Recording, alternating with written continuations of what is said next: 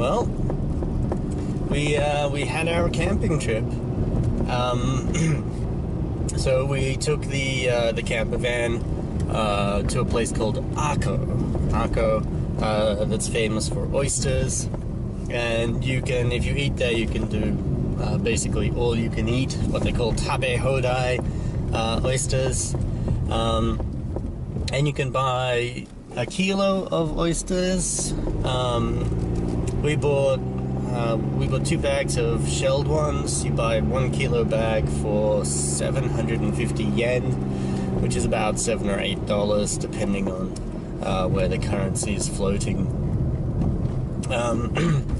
So yes, it was pretty fun. The kids seemed to have lots of fun. The sleeping arrangements, we ended up having a lot of people on the bottom bed. There's 2 beds, there's a top and a bottom. We ended up having a lot of people on the bottom, and we were going to have the kids sleeping up the top. Some silly kids.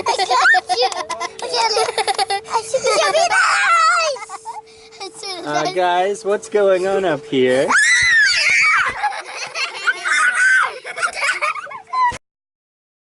But during the night, a few of them ended up coming down. There's a lot of sleeping space, but when everybody tries to sleep in the same spot, it gets a little bit squishy. What else did we do? We enjoyed some, brought some board games to keep the kids busy. I'll go this team. Okay, let's go. Okay, Sarah, you first. Okay, slide over. You're right? Next page. Yep. And now you can flip over. You draw the line. Flip it over. No, not that one. There's no line. That's not in the middle, right? No, you there's can no line. You can do here. Yeah. Okay, okay. Okay, Sari. Oh, They seem to like that.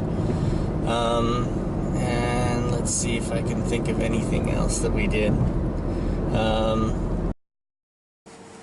ゆうてのさっきがもう火ついたからやめといて。やりすぎたらせいちゃん、ほらほら、そっちばっかり、こっちばっかり黒くなるから、I'm trying to do here for you. あー、like this. あ、火がついた。火がついたらふーってしへんと。切れるんだけど。Wow. これで OK? Yeah. It's hot. ミレちゃん、やって。Well, 8 oysters, obviously. But yeah, all in all, it was pretty good. It's very cozy. We went there with my wife's sister, her family, so it was 2 families in 1 camper van. I don't think we could reasonably fit more people than that, but just with those, that number, it was pretty good, pretty comfortable. A good camping experience. Not exactly the same as camping in a tent, so we'll probably do that sometimes as well, but nonetheless, we had fun. There we go.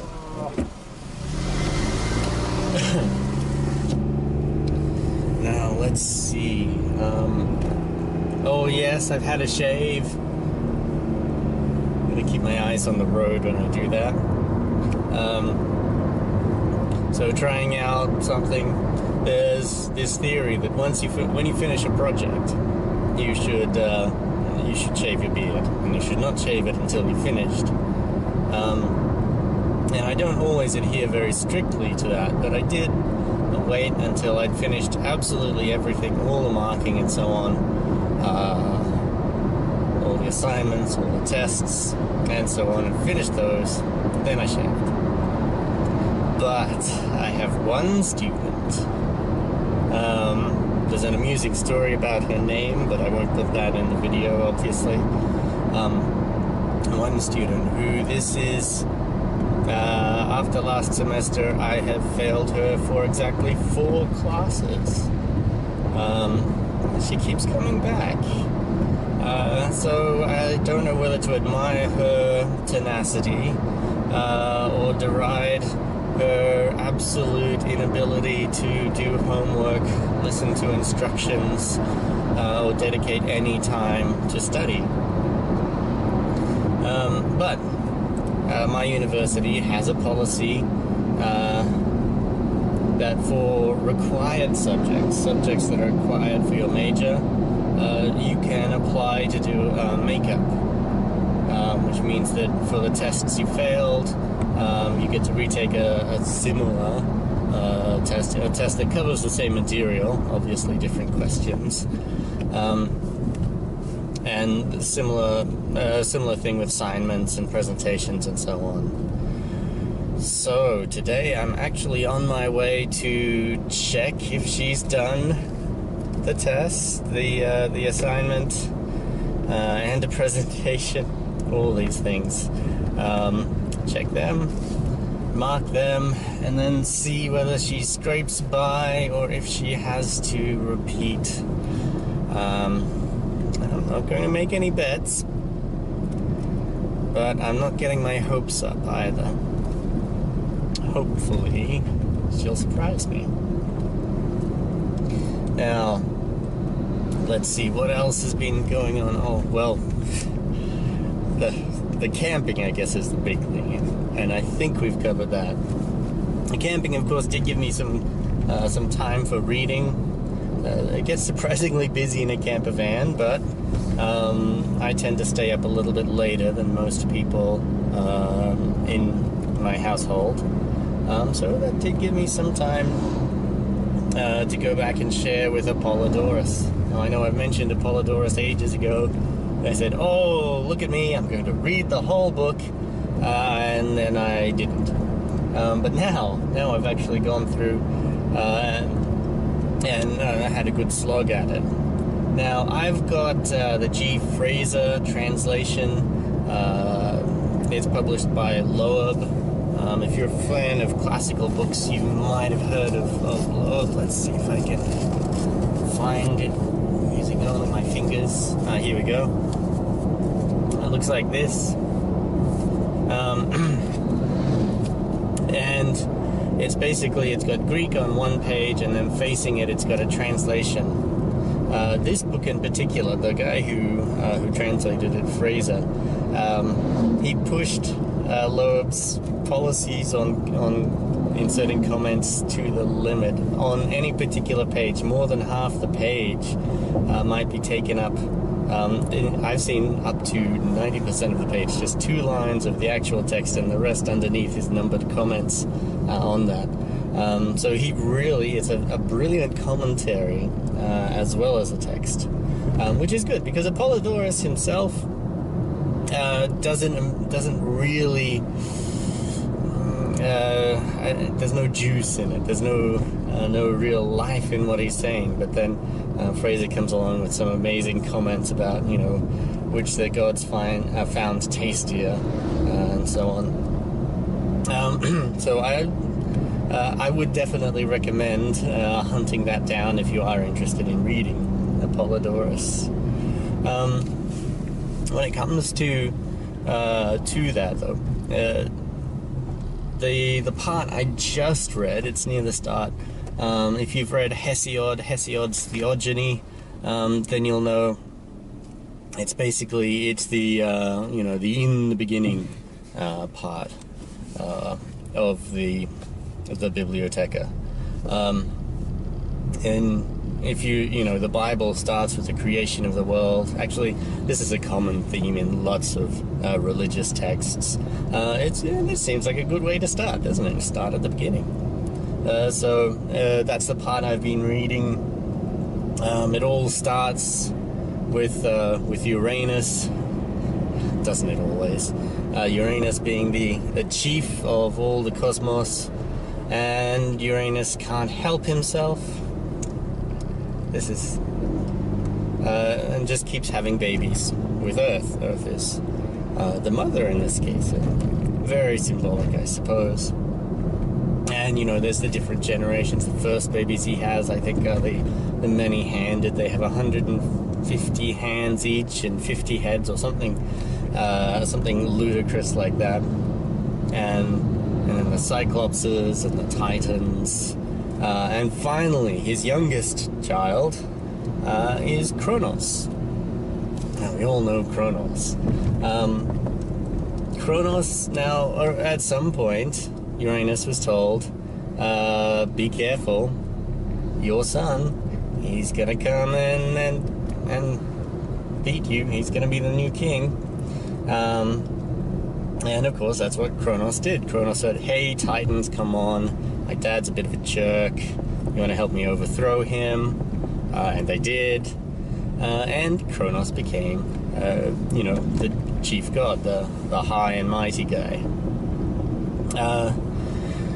which is interesting. It is very much a theme in Greek mythology, because then Kronos was told, you know what, Kronos, you got to be careful because you're gonna have a son, he's gonna topple you, he's gonna be the next king. And so Kronos's answer to that, I mean, Uranus had been throwing people in Tartarus. Kronos took a more direct approach, and he would just eat them. Any babies, he would just go, delicious babies, eat them up. That was his way of avoiding avoiding future trouble. But nonetheless, Zeus managed to be hidden in a cave, grow up, and then go on and defeat Kronos. Yes. Now, yes, you're probably thinking, well, at least Zeus stayed there, didn't he? He didn't go around having babies with everybody and have any prophecy. Well, he did the same thing.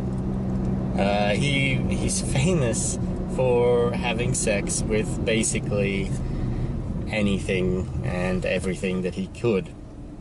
And he was told, I think it was, he'd have a child by Metis or somebody who would overthrow him. But we don't really hear about him being overthrown.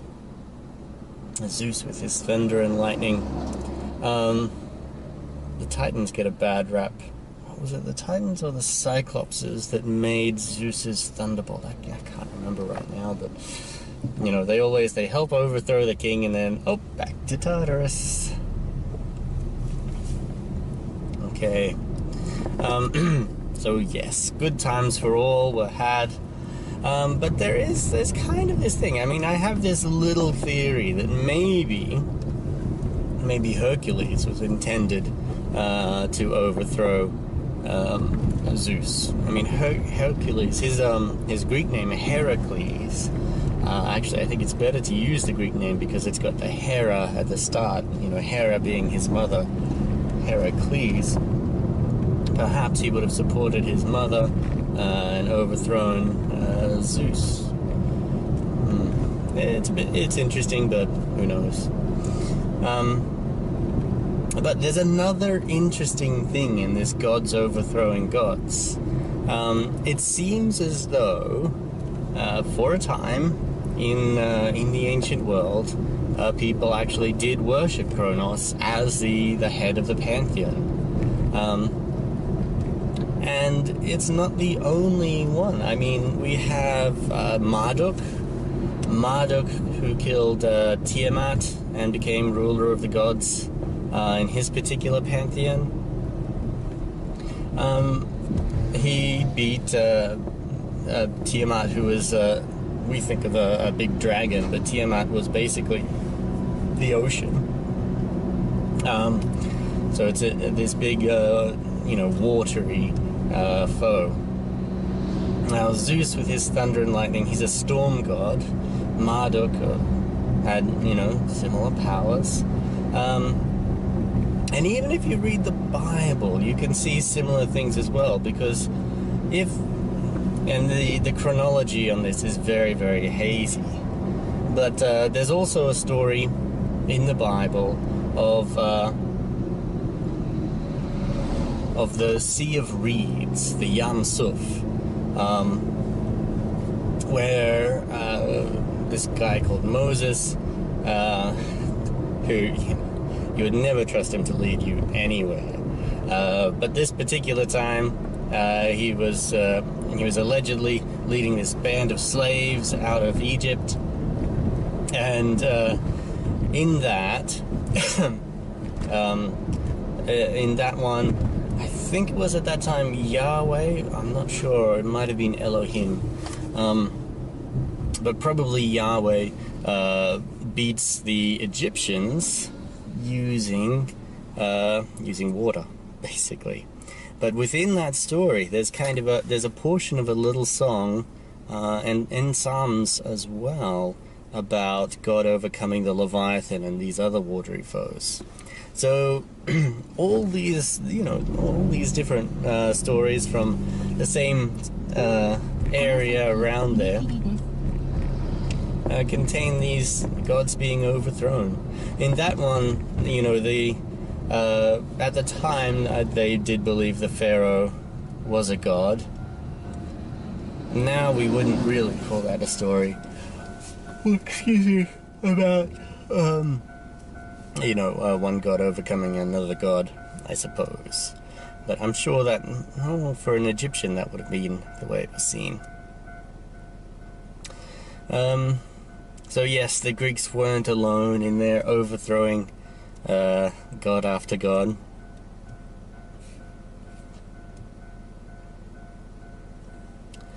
But the other thing is, each successive generation for the Greeks always got smaller and weaker. And this was almost always the case, that the son would never be greater than the father. It was very, very rare. I mean, Alexander the Great obviously stands out. But you can see their attitude was that in the past, men were made of bronze, and now just all crappy, weak stuff. Which is a feeling that still exists today. People still say how great things were when we were children, how terrible things are now. And, maybe things do get worse, maybe they get better. But nonetheless, that feeling is certainly there, and it's not a new thing. It's been around for a long, long time. But I have a feeling this video has been getting a bit long already, so I'll save the next for another time. We'll see. So long.